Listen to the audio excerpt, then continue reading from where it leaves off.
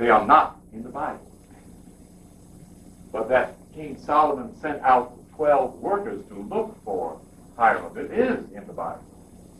So here is where Bible story stops, and the lore, the symbology, the story, the secret in language form and story form begins to take root inside the Masonic order, not inside the church.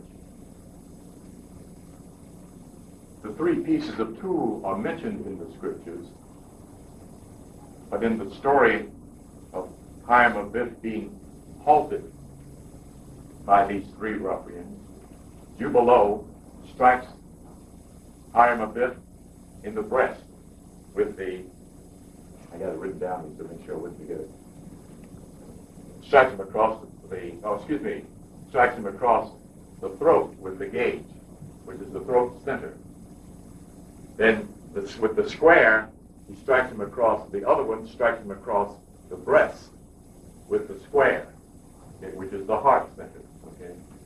Now, why this is happening is because Hiram is trying to get out of the temple by the south gate. He's trying to leave by the sense gate. Then he discovers that he can't leave by the sense gate, so he heads for the west gate, out the vertebrae. That's when he's hit by, I think it was Jubilo. Then he decides to leave by the north gate, and he's blocked again by Jubilo. Each one of them asks him, what is the password? What is the word, the lost word of the Masonic order? And he tells them that he cannot give it. He can only give it if Solomon is present, the king, who is the knower. Okay. Then Jubilo asks him the same for the word. He tells him he cannot give it. Who is the doer? Then Jubilo asks him, and he tells him that he cannot give him the word unless King Solomon is present, and the king of Tyre and himself are all three present. The story is woven around the idea that the three ruffians are the word, and know it not. That's the secret. But they must come to the realization of who they are. Jubilo.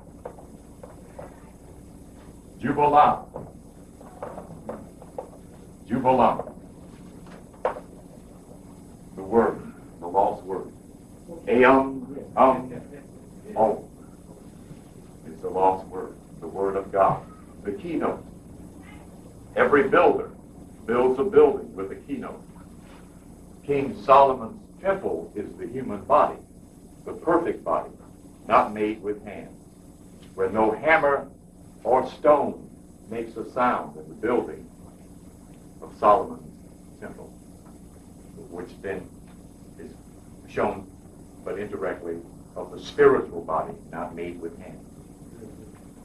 The one that each initiate, each candidate is trying to raise up in and as his or her higher self.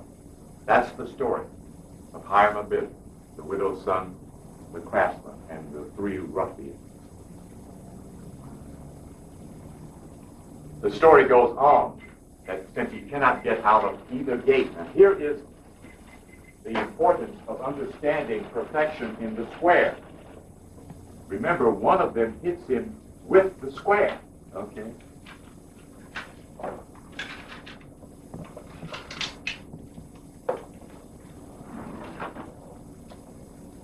If you can't go east, west, north, or south, there's only one place to go. Where is that? Huh? If you can't go forward, backward, up, or down, where's the one place to go? Up. The only place left to go. But you can't go up unless you what? Drop the body. The felled Abif is the idea of the physical man dying so that the spiritual man can be resurrected. So it's the same ancient story of the ancient Egyptians in their ceremony. I don't want to repeat the whole ceremony. So that we see we're talking about one universal system devised, constructed, and promoted by your ancestors towards divinity.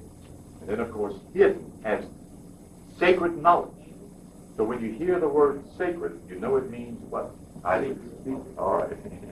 Very good. Very important. Particularly when you pick up a book. And most importantly, when you pick up the Bible. And you hear of the Holy of Holies. Oh, I'm going. Okay. It's up behind the Holy of Holies, the curtain, that you're not to be allowed to see. That's what a sacred thing is. I think it's already been mentioned. I know Whatchcall did a very clear job of clarifying the meaning of holy. It's holios, which means son, which is again important in understanding the codex inscriptus of the Bible in terms of what Old and New Testament means. We've done that one several times. I don't need to go back over that. Another very important concept that is a very big word that isn't spoken of in a statement that's not spoken of in the lodge, or most certainly not outside the lodge. If any of you are familiar with any Masonic information, the PGA, OPU, Budge, Churchwood, and several other, quote, Egyptologists who were then, and some now, were Masons, would not mention the meaning of that. They would only put it in their book. Okay? The great architect is supposed to be the great architect of the universe. It's all the same. But it does say more than that. That they're talking about a physical being as supreme being, but they're also talking about the nature of the universe. The inclusive symbol is the web, which is a perfect geometrical figure. There could probably be no better example of geometry in the universe than the spiderweb. It is perfect in its geometrical and symmetrical form. It virtually appears to be where the inspiration for the zodiac came from in its cylindrical form, because the first concept of that was paperized was in a squared kind of presentation after the hiding of the Egyptian zodiac in the temple of Dendera.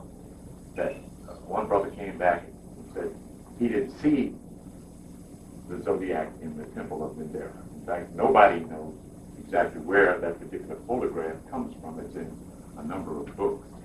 So it may not be in the temple of Dendera. Who knows?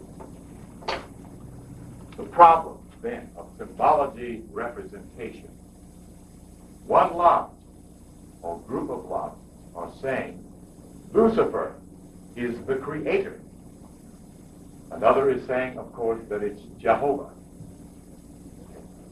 That's the battle between the sons of light and the sons of darkness. Of course, the Illuminati is saying it's Satan. They don't even acknowledge Lucifer.